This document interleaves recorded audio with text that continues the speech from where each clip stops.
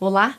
Ao longo desses estudos, iremos demonstrar a estrutura e os tipos de argumentação. Em primeiro lugar, os argumentos precisam levar em consideração o contexto e os interesses pertencentes aos interlocutores. Afinal, dessa maneira, será mais fácil identificar o público ao qual aquele discurso será mais sensível e receptível.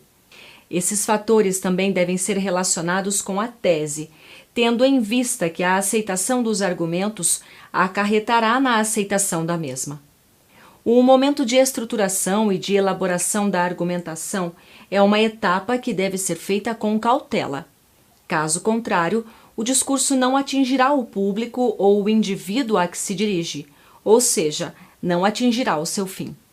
Além disso, o emissor deve ter em mente que ele poderá efetuar uma argumentação baseada na pessoalidade, fazendo uso da primeira pessoa por meio do qual o orador se inclui no discurso.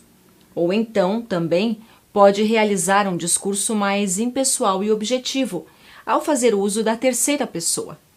Os argumentos possuem como base os valores, as crenças e as premissas presentes nos grupos ou nas conversas firmadas entre os indivíduos.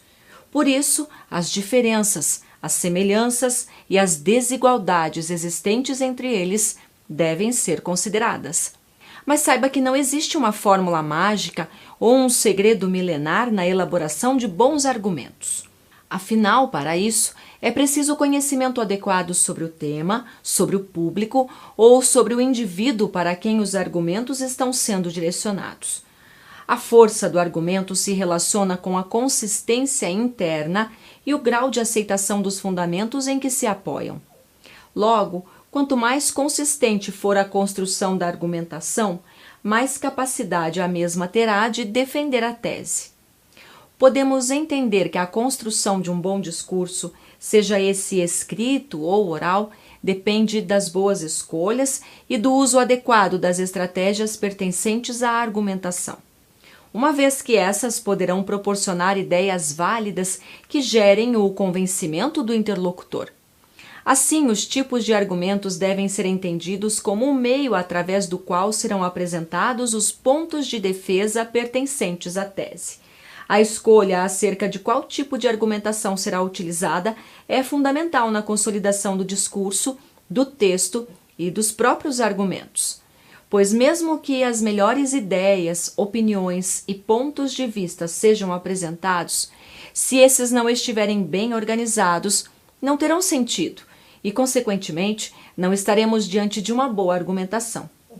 Por fim, os principais tipos de argumentação são a exemplificação, a enumeração, comparação, causas e efeitos, evolução histórica, contraposição, autoridade e princípio.